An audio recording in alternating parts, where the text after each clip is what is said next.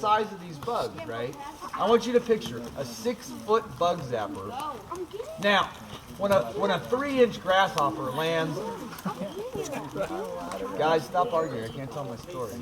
I'm regretting the chippy pop already. Okay, so how long does it take to electrocute a 3-inch grasshopper on a 6-foot killing machine? Chaucer. Not even a second. Wrong. Wrong. You went the wrong way with it, Chaucer. It takes forever. They sit there and fry and fry. Because they're meaty animals. It takes a while to electrocute them. Ew. And while they fry, this gas drifts off the machine. But there's never just one grasshopper cooking. It's always barbecuing a dozen. Right? Remember, this is a killing machine. This is a 40-acre bug zapper. Now, it used to be when you went to the drive-in and ate your burger that a June bug might fly into your car.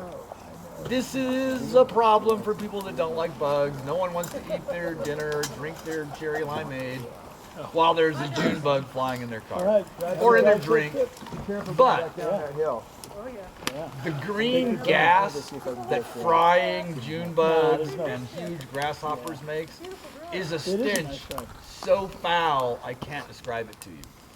I want you to picture trying to eat your dinner with that gas drifting into your car. Oh my God. So our business ended. People were literally throwing up their food, right? They'd be sitting there and like a really big bug would land on the bug zapper and it would arc light up this blue light and you could like see the skeleton of the bug and this gas would come off it and people would be like, oh my God. So we had enough of the bug zapper. You know, Mr. Sweat, that was the name of the guy that owned the thing. Mr. Sweat? Mr. Sweat was his name. We showed Mr. Sweat. He's like, no, you just have to let it work. Once we kill them all, they'll be gone. And having some experience with red ants, I know this isn't going to work. So we unplug it when he's not looking. Like, I snuck out there and unplugged the thing. Let's just stop the killing, the barfing, the frying, the electrocution, the 40-acre bug zapper. And everyone breathes a sigh of relief. The 40-acre bug zapper is now turned off. Well, every night after happy hour, Mr. Sweat used to come in to see the total for the day because he wanted to know how much money he made. So he comes in and he's like, who turned the bug zapper off? And we're all acting dumb, right? Like, oh, I don't know. We think it's broken. He goes, whoa, let me go look at it. Well, here's the problem. It's not plugged in. He plugged it back in, and we're back in business. And you like that? Oh my God. Yeah. You can't even look at the thing, man. It's like this bug killing machine. So it runs all the next day and into the next night. People are complaining. The trash can full of bugs, the smell, it's just awful. So this time I unplug it and turn off the breaker. Yeah, the circuit breaker, the fuse for the whole building for that circuit. So Mr. Sweat comes in after happy hour and he's like, who turned off the bug zapper? And we're all acting dumb. I don't know. I think it broke. Well, it's unplugged again. He goes over and he plugs it in and it doesn't turn on. And we're like, yeah. He goes, well, this shouldn't be. And he starts stomping around the drive-in. And he figures it out. He goes, well, here's the problem. The circuit breaker is tripped. Click, and we're back in business. Frying bugs, 40 acres. 3-inch grasshoppers cooking in blue arc light. You know, the green gas drifting into people who are trying to eat their burgers. And it's on all that night and into the next day. So the third day, I unplug it, I flip the breaker, and then I loosen the light bulb just a little. What do you mean? It had a 6-foot fluorescent light bulb in the center to attract bugs. This is an efficient killing machine, right? bug holocaust. So yeah, it was a bug holocaust.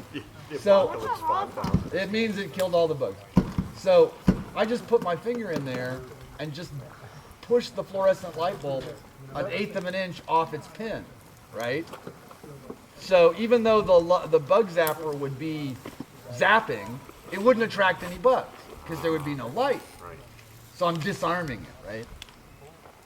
So we make it through happy hour with no bug zapper. Everyone's really happy. And Mr. Sweat comes in. He's like, what? Who is turning off the bug zapper? God dang it. And he's like, look, it's unplugged. Well, like it was off, so we thought it was better to unplug it. He plugged it in, it doesn't turn on. He's like, I'm checking the breaker. He goes back and he flips the breaker and it doesn't turn on. And he stomps back out and he goes, there's something wrong. And he starts looking at the bug zapper really closely. Now, at this point, I just want you to bear with me. The bug zapper is plugged in, and the breaker is on. Oh no! The light bulb is just tilted off of its pin a little on the inside of the machine. So Mr. Sweat is standing there and he goes, I see the problem. And he sticks his finger in the machine to reseat the light bulb. Well, now Mr. Sweat is standing there shaking while sparks fly off in the machine. And we were like, whoa, the 40-acre bug zapper is killing Mr. Sweat. Who would have thought? So one of the cooks runs outside and knocks him off of it. Mr. Thompson? And we're laughing, but we're trying to hide it, you know? Like, I don't know how that could have happened, right? You guys are all just standing and watching. So and the like, cook inside his finger, you know, like the cross grill pattern you got on a wiener? His finger is burned like that, right? And he's all pale and shaky and sweaty. Sweaty. It's Mr. Sweat, right? And It was on the box here. so we all recover from this. You And seen the spatula? Oh, there we Yeah. Spatula? he fixed it. And they left it on until somebody called the health department. Like, you can't run this machine where people eat. Mr. Sweat was an interesting character. I'll tell you, you want to hear another Mr. Sweat story? Does it involve him getting electrocuted? These are real stories. The one with the sewer pipe? Yeah, that's